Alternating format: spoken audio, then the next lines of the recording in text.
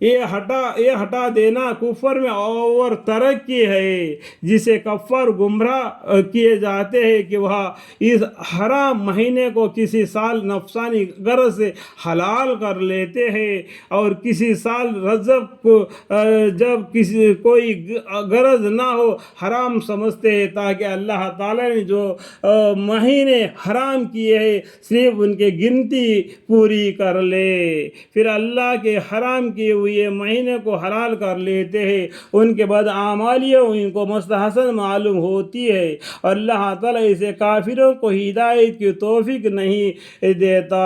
ایمان والو، تم لوگوں کو کیا ہوا کہ جب تم سے کہا جاتا ہے کہ اللہ کے راہ میں جہاد کے لیے نکلو تو تم زمین کو لگ جاتے ہو؟ کیا تم نے آخرت کے وہ دنیا کی زندگی پر قناعت کر لی؟ سو دنیا زندگی کا تمتما تو آخرت کے مقابلے میں کچھ بھی نہیں، بہت قلیل ہے، مطلب چھوٹا ہے۔ قلیل مطلب کیا ہے؟ چھوٹا ہے۔ اگر تم نہ نکلو گے تو وہ یعنی اللہ تعالیٰ تم کو سخت سزا دے گا، یعنی تم کو ہلاک کر دے گا، اور تمہارے بدلے دوسرے قوم کو پیدا کر دے گا اور ان سے اپنا کام لے گا۔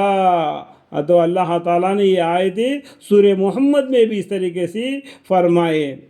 اللہ تعالیٰ کا حکم کو نہیں مانے گا، تمہاری جگہ پر اللہ تعالیٰ دوسری قوم کو پیدا فرما دے گا، وہ تمہارے جیسا نہیں ہوں گے، وہ اللہ کے حکم کو مانیں گے کہ سخت سزا دے گا، یعنی تم کو ہلاک کر دے گا اور تمہارے بدلے دوسرے قوم کو پیدا کر دے گا۔ اللہم اکبر، اور اسے اپنا کام اور ان سے اپنا کام لے گا، اور تم اللہ کے دین کو کچھ ضرر نہ پہنچا سکو گے، اللہ کے دین کو کچھ ضرر نہ پہنچا سکو گے، اور اللہ کو ہر چیز پوری قدرت ہے، اللہ کو ہر چیز پر پوری قدرت ہے۔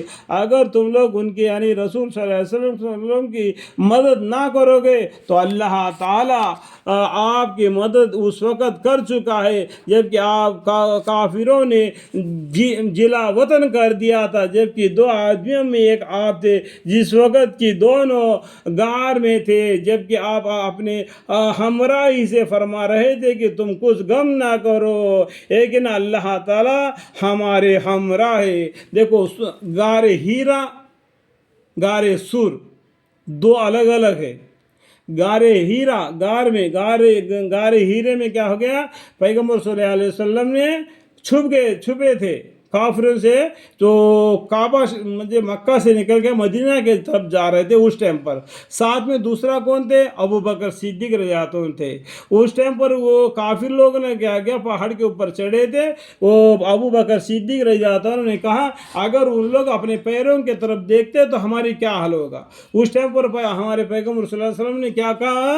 آپ کچھ غم نہ کرو، یقیناً اللہ تعالیٰ ہمارے ہمراہ ہے۔ اسی طریقے سے بالکل سیم موسیٰ علیہ السلام نے جب دریا سو آگے ہے اور پیچھے فرعون کے لشکر لگی ہوئی ہے، اور بیچ میں موسیٰ علیہ السلام اور بنی اسرائیل ہے۔ بنی اسرائیل نے موسیٰ علیہ السلام سے کہا کہ ہم پکڑ گئے، ہم کو یہ فرعون پکڑ لے گا اور ہم کو بالکل سزا دے گا۔ اس ٹائم پر موسیٰ علیہ السلام نے یہی کہا، اے اللہ تعالیٰ تم ڈرو مت، ہمارے ساتھ اللہ ہے۔ اس ٹائم پر اللہ تعالیٰ نے موسیٰ علیہ السلام کو حکم دیے کہ پانی پر اپنا عصا مار دو۔ مارنے کی دیر دی، 12 راستے کھل پڑے اور اس میں بنی اسرائیل نکل گئی اور فرعون اس کے اندر دب کر مر گیا۔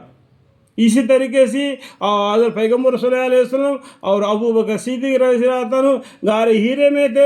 اس ٹائم پر بھی کافروں نے ان کا پیچھا کیا لیکن ان کو نہ ملے، جو پیچھا کیا وہی پیغمبر صلی اللہ علیہ وسلم کے مددگار بن گیا، اور پیغمبر صلی اللہ علیہ وسلم اور مدینہ چلے گئے، وہاں سے دین اسلام کو بڑھانے لگے، سب کے اندر ایمان آ گیا، جو دین اسلام بڑھتا چلے گا۔ پھر مکہ پر جہاد کیا اور مکہ کو اپنے قبضے میں لے لیا، وہاں کے بتوں کو نکال دیا اور وہاں پر ناپاک لوگوں کو ہٹا دیا، اور اللہ کے جو گھر ہے کعبہ شریف کا طواف کرنے کے لیے پاک صاف رہنے والوں کو آنے کو حکم دے دیا۔